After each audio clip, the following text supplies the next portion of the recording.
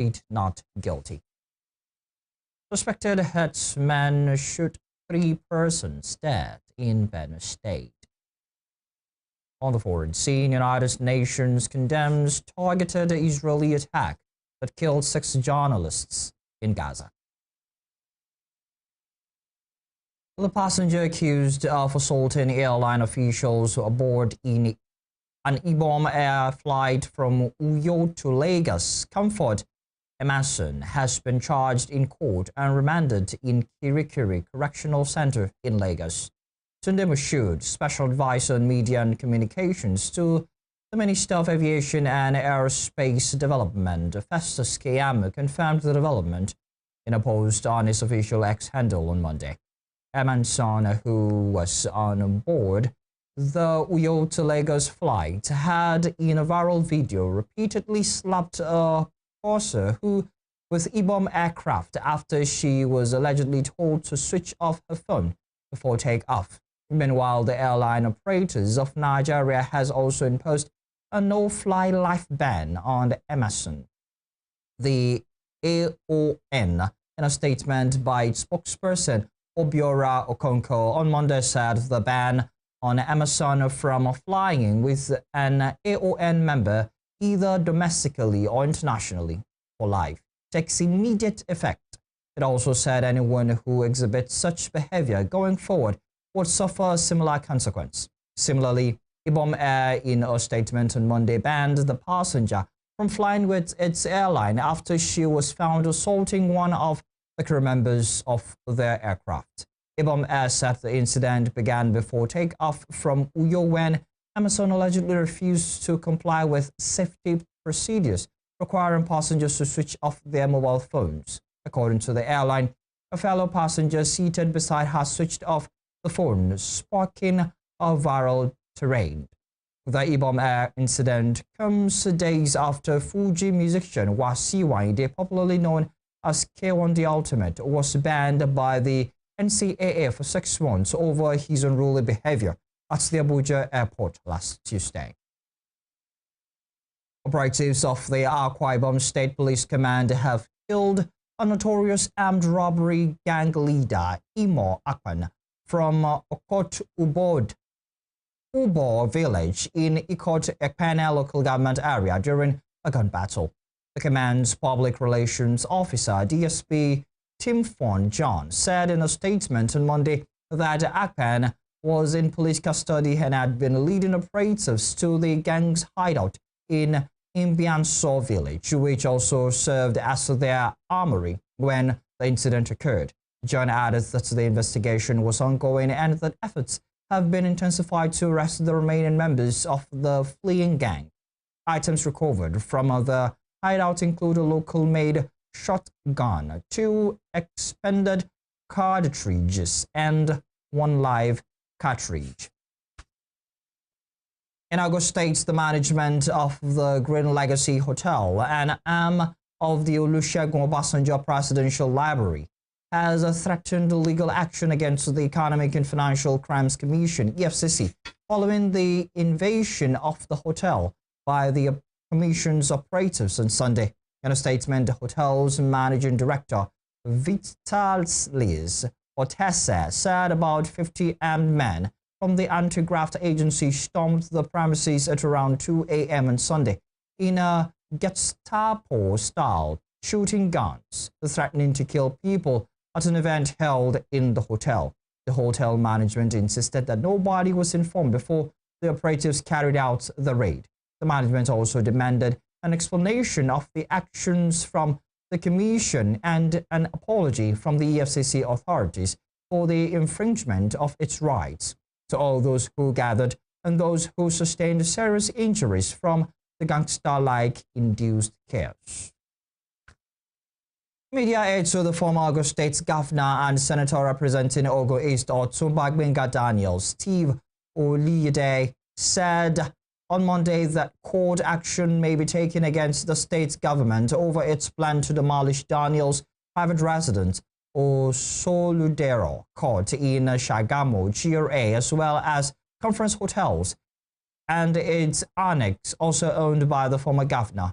Oluyede alleged that Governor Dapo Abiodun lacked the moral right to serve a contravention order on anyone in Lagos State, claiming that the governor's private residence along the Iperode Road also runs foul of setback rules on the highway and should have been the first property to go down in the state for the infraction. He described the demolition threat as clear political persecution and witch hunting and vowed it would be resisted within the ambit of the law. Moving to understate, 5 persons suspected to be masterminds of the 2022 bombing of St. Francis Catholic Church in Owo have pleaded not guilty to 9 counts of terrorism filed against them by the federal government. The suspects, Idris Omeza, Al-Qazim Idris, Jamiu Abdul Malik, Abdul Halim Idris, and Momo Abubakar, who were arraigned before Justice Emeka Nwete of the Federal High Court on Monday, are accused of being members of Al-Shabaab, a terrorist group with a cell in Kogi State. Justice Nwete, however, fixed August 19, 2025 for the commencement of trial. The judge equally ordered the suspects to be remanded in the custody of the Department of State Service, DSS. The remand of the suspects comes 3 years after the then Chief of Defense Staff, General Lucky Irabo, said those behind the attack were arrested. The National Security Council has linked the attack to heinous activities of the Islamic State West African province, ISWAP. Over 40 worshippers were killed and scores injured when marauders invaded the church during a Sunday service and opened fire on Catholics during Mass. Up north, suspected headsman on Monday shot 3 persons dead while working on their farm in the Yelwata area of Benue State. 3 others are in a critical condition with gunshot injuries from the attack. The news of the early morning attack got to Yelwata community, which led to a protest by women in the community against what they described as the failure of soldiers to respond to the attacks on time, leaving the police and youth mobilized to the area to repel the headsman. Confirming the incident, Matthew Mnyam, a former government official, said attempts by him and many leaders to persuade the women to vacate the federal highway connecting Benue and Nasarawa states were rejected by the women, insisted soldiers leave their community, followed refusing to protect them. Guma local government area boss Maurice Orwar confirmed the incident and the protest at Yelwata and appealed to all persons of goodwill to work for peace.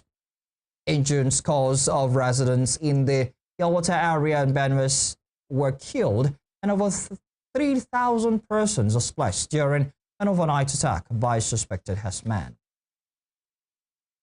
In the meantime, the World Bank has approved $300 million in financing for Nigeria to strengthen resilience and expand access to essential services for internally displaced persons and their host communities in northern Nigeria. In a statement on Monday, World Bank Nigeria said the approval granted on August 7, 2025 will fund the Solutions for the Internally Displaced and Host Communities project, targeting selected local government areas most affected by conflict-driven displacement.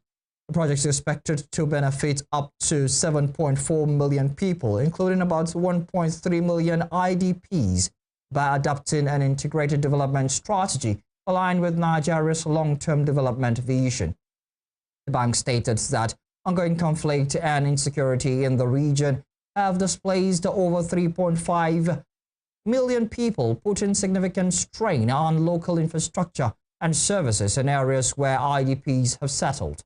It added that the influx has heightened competition for scarce resources, limited livelihood opportunities, and increased vulnerability to natural disasters such as flooding, while local governments struggle to meet the need of both residents and displaced populations. In other news, the federal government has disbursed 5.12 billion naira in pension arrears to 90,689 retirees under the Defined Benefit Scheme. The Pension Transactional Arrangement Directorate PTAD announced this on Monday, stating that it had finalized the disbursement of the funds to the pensioners across the 4 pension departments. In a statement dated August 11, 2025, and signed by the head of Corporate Communications Unit, Olubenga Ajayi, PTAD said the move was in line with the government's commitment to clear outstanding pension liabilities. The announcement by PTAD came as retirees under the airspace of the Nigerian Union of Pensioners on Monday protested over their unpaid entitlements up to 35 months of pension arrears and non-payment of 35,000 naira palliative.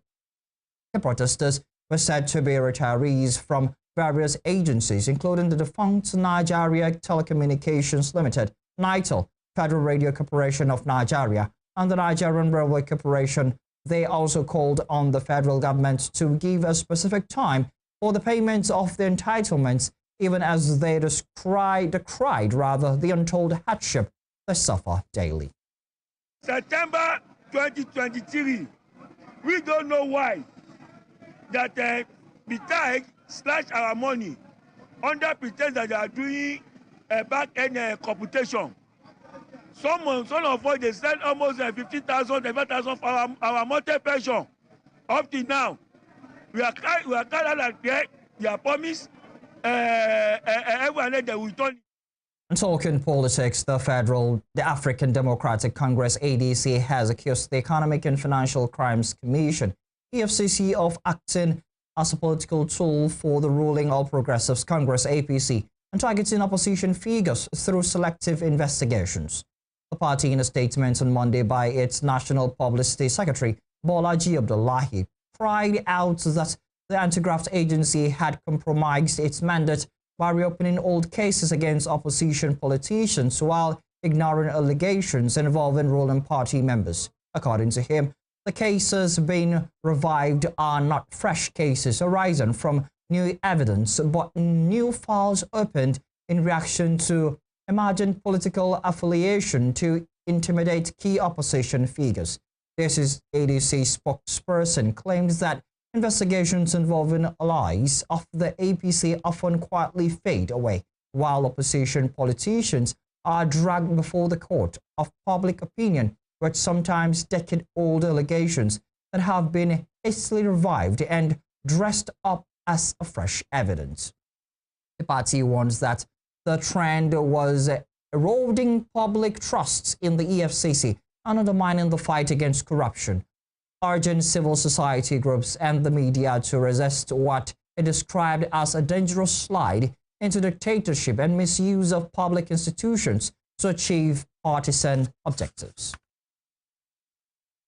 Human rights activist and lawyer Dele Farotimi has dismissed suggestions of former President Goodluck Jonathan returning to frontline politics, insisting that no leader can fix Nigeria without addressing its deep-rooted structural problems. Reacting to reports of Jonathan's possible re-emergence ahead of the 2027 elections in an interview on Monday, Farotimi said leadership changes alone would not solve the country's challenges. Farotimi noted that Jonathan was once heavily criticized and removed amid promises of a better Nigeria, yet the same issues persist. He stressed that the nation's problems transcend individuals, warning that removing current President Bola Tinubu without reforming the system would only perpetuate failure. The human rights activist also threw his weight behind presidential hopeful Peter Obi's proposal for a single-term presidency, urging that Nigeria's past leaders have wasted long period in office without meaningful progress. Obi had over time reiterated his vow to serve only a single 4-year term if elected president, a pledge he first made during a widely attended Expo session in June. In Ebonyi State, Senator Obinna Ogba has said Governor Francis inquiry did not influence his decision to suspend the general manager of his radio station, Godfrey Chinwere. Chinwere was suspended by the agency Legacy Frequency Modulation Station on August 9 for negatively criticizing the governor during the station's talk show. The suspension attracted reaction from the public, with some faulting his alleged description of the governor as a weak leader, while others held that all he said and wrote were in order. Ogba, who represented Ebonyi North Senatorial District at the National Assembly, said this on Monday in Abakaliki while reacting to insinuations that his relationship with the governor influenced the suspension. The chief executive officer of the station told journalists that the suspension was an internal matter, as Chinwere had not adhered to the station's code of conduct. The Umaya Capital Development Authority, acting on the directive of the Abia state government, has commenced the demolition of buildings within the former Umaya market, popularly known as Obumabiri, stating that the structures were built without government authorization. A statement released by the general manager of UCDA, Kingsley Agomo, on Monday said the demolition is part of a broader vision to transform Umaya into a modern world-class capital city. He said the former market space was allocated to a private investor by the previous administration for the purpose of building an event center on a build, operate, and transfer arrangement. The statement added that the investor unilaterally repurposed the space and started developing residential duplexes and apartments contrary to the government's planned purpose for the space. In other news, the Nigeria Customs Service says it has intercepted 16 containers of prohibited items valued at 10 billion naira at the Lagos Port Complex in Apapa. Speaking in Lagos on Monday, Comptroller General of Customs Adewale Adeniyi said the seizure followed intelligence-led operations and joint inspections with other security agencies. Adeniyi said the recovered items include 2 pump-action rifles, 25 rounds of ammunition, and 202 cans of Colorado Loud, a Canadian strain of cannabis concealed in a 40-foot container.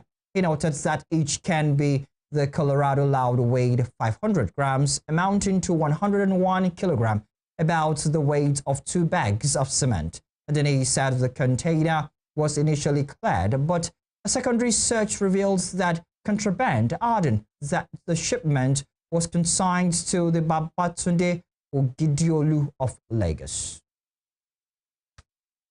You're watching News at 7 on Western Spring Television. Still to come. National Identity Management Commission gives its Diaspora National Identity Number Enrollment partners 48 hours to activate their licenses on upgraded platform. We'll bring you more on this when we return. Stay with us.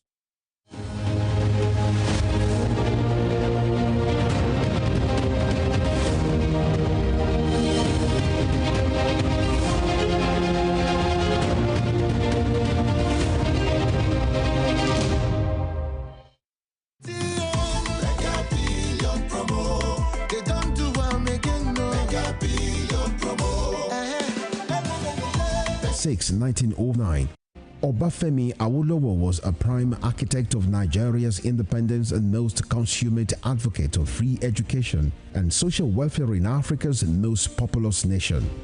Erudite politician, thinker and philosopher, Awo was fondly addressed by associates and political colleagues, brought his unique attributes to bear on governance in the defunct Western region. He administered as leader of government business and the premier between 1955 and 1958. Obafemi Awolowo's premiership witnessed pioneering in multi-sectoral policy initiatives and execution. The Western region under his administration paraded several enviable records. First television station in Africa, first real estate in Nigeria, first high-rise building in Nigeria, first modern sports stadium in Nigeria, first agricultural settlement in Nigeria, first modern civil service secretariat in Nigeria, and first industrial estate in Nigeria.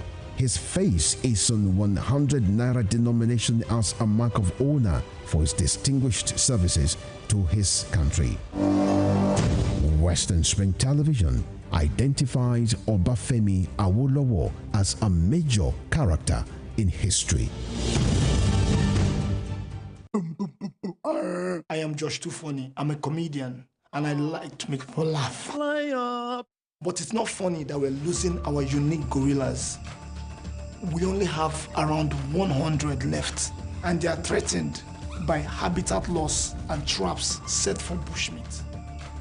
So please say no to illegal bushmeat because protecting nature protects us all.